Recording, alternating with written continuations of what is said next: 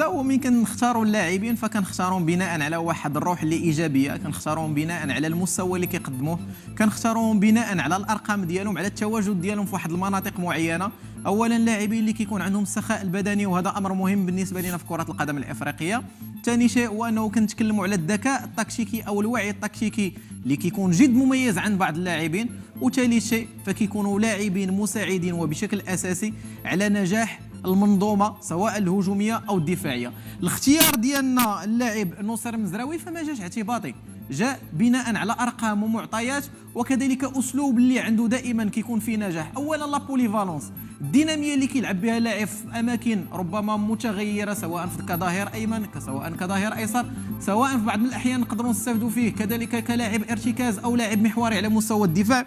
في اي محطه دائما ما كتعطي الاضافه. في نظام اللاعب اللي نقدروا نقولوا عليه انه متجدد في المقابله الاخيره ضد المنتخب الزامبي، اولا الحاله ديال البناء ديالنا اللي كانت كتعرف نجاح وكانت كتعطينا مثاليه على مستوى استغلال المساحات، كانت كتعطينا مثاليه على مستوى كذلك خلق المساحات، وكانت كتعطينا تواجد وبشكل كبير اللاعبين ديال وسط الميدان في اماكن اللي مهمه، وتنشيط اللي كيكون هجومي بطريقه ايجابيه. في الحاله ديال البناء فكيف ما كنشوفوا 4 ديال اللاعبين في وسط الميدان، 4 ديال اللاعبين كخط هجوم.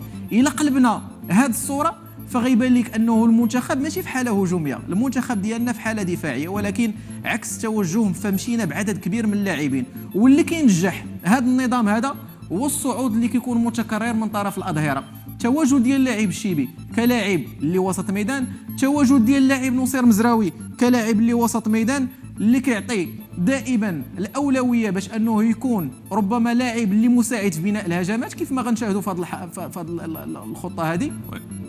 لاعب اللي يطلب الكره في وسط الميدان ربما اللي مرتكز على مقرب وعلى مستوى الظهير، اعطى الامكانيه للاعب الزلزولي كيف ما كنشاهدوا على انه يدخل وسط الميدان، وبالتالي ولا على مقربه من طرف اللاعب ايوب الكعبي.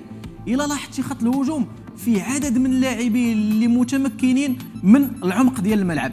الخط اللي ربما اللي كيتمثل في الكولوار ديالنا فكان كيشغلوا اللاعب نصير مزراوي، نزل سحب لينا لاعب اللي هو يا جناح، وبالتالي عطانا الامكانيه والقابليه باش اننا نختاروا ذاك الخط ديال المنتخب الزامبي اننا نلعبوا فيه تمريره مفتاحيه، وعطى كذلك الاولويه بالنسبه للاعب الزلزولي انه يتحرك كيف ما اختارينا باريحيه، وبالتالي نبحثوا على نقطه مهمه بعيد على التفوق اللي كيكون عددي، فاختارينا على انه يكون تفوق اللي كيكون نوعي وتفوق اللي كيكون مركزي، لانه هاد التفوقين معا كيعطيونا حلول على مستوى صناعه اللعب والخطوره اللي كتجي دائما من اللاعب الزلزولي، لانه لاعب يجيد القراءه ديال الخصوم خصوصا المدافعين، ويقدر يعطيك دائما افضليه على مستوى استغلال الفرص. الحاله الثانيه اللي اشتغلنا عليها هو انه مره اخرى التواجد ديال اللاعب نصير مزراوي في المرحله ديال وسط الميدان، اللاعب ديالو تحت الضغط اللي كيعطيه دائما افضليه وكتعطيه دائما الاولويه، لانه ميزه عنده ما موجوداش عند باقي اللاعبين، لاعب اللي كيعرف يلعب تحت الضغط. والطريقه المثاليه اللي خلاته ينزل من ظهير ايسر لاعب وسط ميدان ارتكاز اللاعبين ضد الصا، هذه الحاله هذه بالذات فتعطينا القابليه وتعطينا الاولويه باش اننا نخلقوا خطوره. الحاله الثانيه هو المرحله اللي تلعبات بها الكره، الصعود ديال نزير مزراوي باش انه يدير مساعده هجوميه عطاتنا تساوي عددي تقريبا.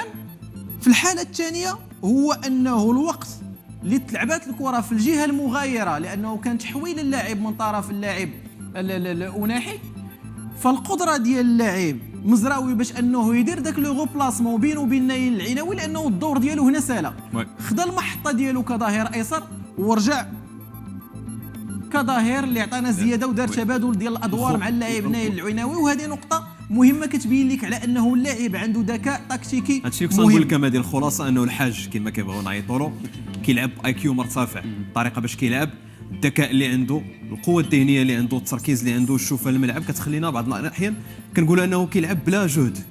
لا بطبيعه الحال، وهذه السهوله واليسر في اللاعب اللي في بعض من الاحيان كيظهر لنا حنا كمتتبعين لكره القدم، فهنا كتجلى الجماليه والكمال ديال اللاعب على مستوى رقعه الميدان. الاجماليه في كره القدم فدائما ما كتمثلش في لاعب اللي غيقدر يراوغ بطريقه ايجابيه، فالكماليه في كره القدم مبنيه على عده اشياء. اولها انضباطه والوعي ديالو بالمساحات اللي كيكون متواجد فيها. ثاني شيء هو انه لاعب اللي كيكون في الحاله البدنيه اللي كيكون جاهز.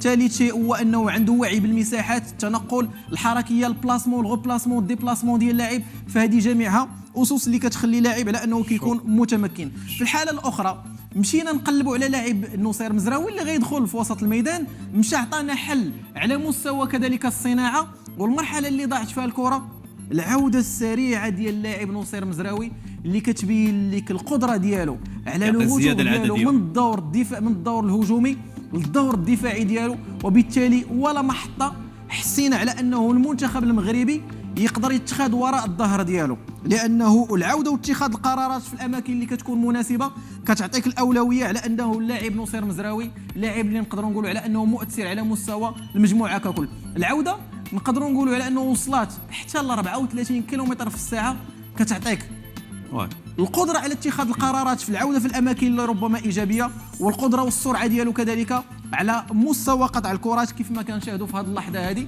وبالتالي فنقدروا نقول على انه لاعب اللي كيقدر يشكل الحلقه اللي ربما ايجابيه في المنظومه ككل ديال المنتخب الوطني. ومن كنتكلموا على العمود الفقري فواحد من الاسس ديالو المتينه فهو اللاعب نصير. شكرا ناديس، بارك الله عليك.